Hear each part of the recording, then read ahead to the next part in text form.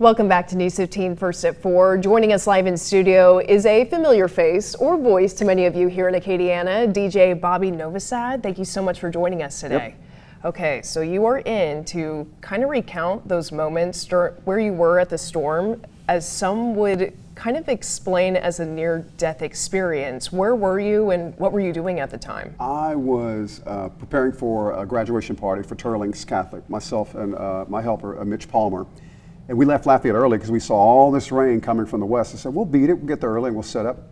And we weren't there 3 minutes and the winds started kicking up and it got louder and louder. I said, where did that come from? And it got louder and louder, and then the roof started rumbling and things started falling and the lights were flickering on and off like you'd see in a sci-fi movie.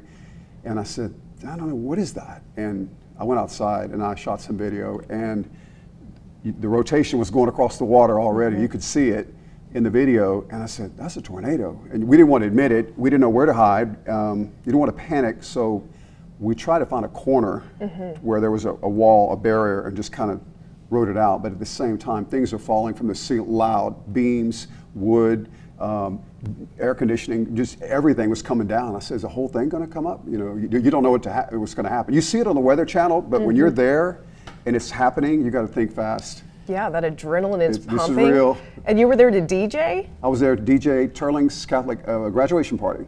Okay. And they, of course, I texted the person that had hired me. I said, hey, guess what? Well, of course, I'm joking. It's Bobby. I said, no, it's real. There's nothing here. I would say nothing, but the building, there was holes all over. There's water gushing in. And I said, it's not going to happen. So they worked something out, and we ended up going to Rock and Bowl, and they had their graduation party there. It all worked out, but it was hectic. I was still wet when I got to Rock and Bowl. Yeah, and kind of paint the picture of the scene. Like, what is everyone around you doing? When did you realize that, man, this is something serious? There were only two of us. There was just myself and Mitch. Okay. And you know, you see like in these movies where the lights flicker on and off, on and off. I go, why are the lights going out? And that's when everything just started happening fast. When they say it happens fast and there's a rumble and there's a roar, we experience all that stuff. And you know, we said, well, let me video this. I'm gonna document this. And I should have just got out of there, but you really have nowhere to go. If you saw the devastation on the news, it was worse outside. So we just found a safe spot. I went outside a couple of times on the deck and caught the rain as it was going away from us. And you could see the rotation over the water skipping across the bayou there. It was. You know, speak of the sounds, because a lot of people kind of correlate a tornado with like a freight train sound. Did it sound like that? Was there something? 100%.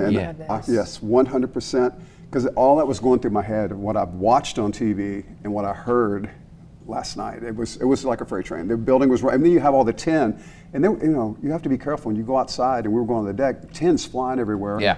And so we need to get back inside, and there was just a lot of wood, debris. My vehicle got banged up a little bit, nothing major, but enough. So there were vehicles upside down, campers upside down. All of the, you know, it's a very kind of a rustic town setting they have. It was just completely wiped out. Now, real quick, because we're running short on time here, imagine what would have been like if that party was underway and that tornado had gone through.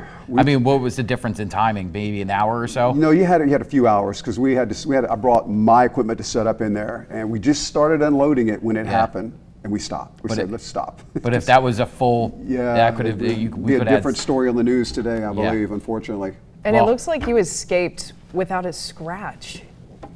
Like I said, we found a spot, and we said, okay, enough videoing. We got like in a corner, each of us, and kind of just stayed away from, because there were things falling, constantly falling. It would be like the ceiling in here just coming down, boom, bam, boom, boom, bam. And at that point, I said, we just got to get away from the middle. Oh my goodness. You know, if you look at the video afterwards, you'll see these wooden beams and steel. I don't know where all this stuff came from, but it's all on the ground. Well, and actually, one beam landed on the table exactly where I set up. Glad you're safe. Glad you're safe. Couldn't ask for the worst. Thank you so much for sharing your story with us. We are out of time.